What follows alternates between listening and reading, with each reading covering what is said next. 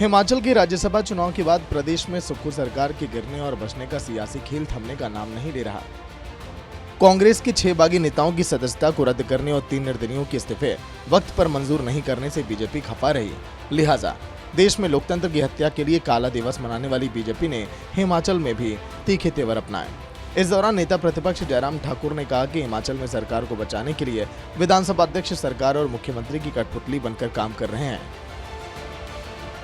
वजह साफ है, हिमाचल में 3 निर्दलीय विधायकों के कारण खाली हुई विधानसभा की सीटों पर चुनाव होना।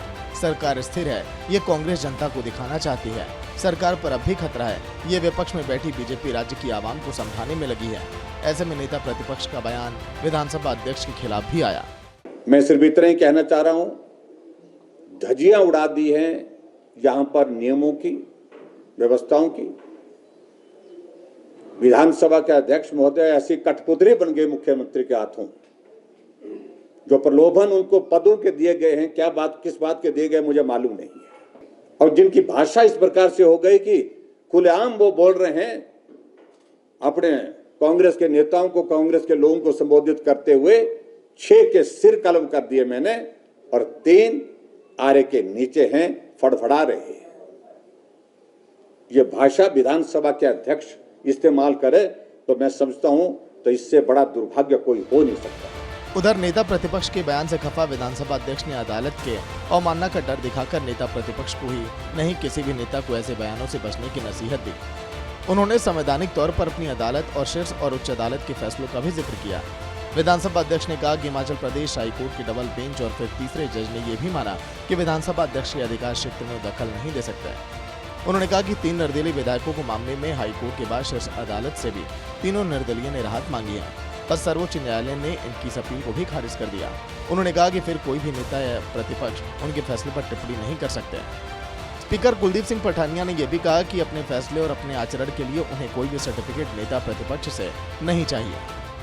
इसलिए मैं नेता प्रतिपक्ष से विशेष रूप से ये कहूँगा कि जिस प्रकार के शब्दों का वो प्रयोग कर रहे हैं, जिस प्रकार से आक्षेप वो अध्यक्ष की मर्यादा के खिलाफ कर रहे हैं, कृपया करके अपने शब्दों पर, अपनी सोच पर नियंत्रण करें, क्योंकि हिमाचल प्रदेश की जनता जानती है कौन क्या है और कौन क्या कर रहा है, कौन और किसने अपने अपने दायित्वों का निर्वहन किया है, किसने नहीं किया है।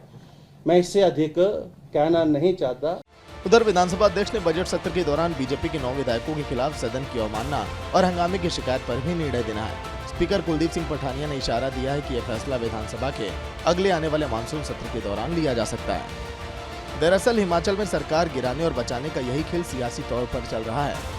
आलम यह है कि 68 विधानसभा वाले हिमाचल में 40 विधायकों वाली कांग्रेस दोबारा 38 विधायकों के साथ स्थिरता की तरफ बढ़ी है। उधर 2 उपचुनाव जीतकर बीजेपी भी 25 से 27 विधायकों तक पहुंच गई, मगर सरकार गिराने के लिए 35 का आंकड़ा चाहिए।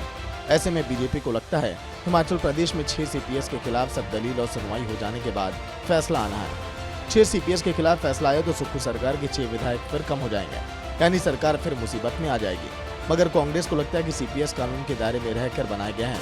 ऐसे में अब सरकार की गिरने की हर संभावना से कांग्रेस इनकार कर रही है। विधानसभा के संचालन और अपने आचरण को लेकर कुलदीप सिंह पठानिया ने बिल्कुल साफ तौर पर कहा है कि उन्हें नेता प्रतिपक्ष से कोई सर्टिफिकेट लेने की जरूरत नहीं, ये हिमाचल की जनता तय करेगी। लेकिन जाहिर है नेता प्रतिपक्ष को कंटेम्प्ट ऑफ कोर्ट का ये चेतावनी देने के बाद अब हिमाचल प्रदेश में सरकार बचाने और गिराने के इस खेल में क्या जयराम ठाकुर भी उस बलि का बकरा बनेंगे जो तलवार यहाँ 9 विधायकों के ऊपर विधानसभा के अंदर हंगामे के रूप में अभी भी फैसले के रूप में विधानसभा अध्यक्ष के पास लटकी पड़ी है। और ये खेल सिर्फ इसलिए है ताकि सुखविंदर सिंह सरकार को सीपीएस के मामले में अगर कोई विपरीत फैसला आता है तो बचाने की कवायद कैसे और क्या की जाए। कैमरामैन सुभाष के साथ अरुण उनियाल, सूर्य समाचार।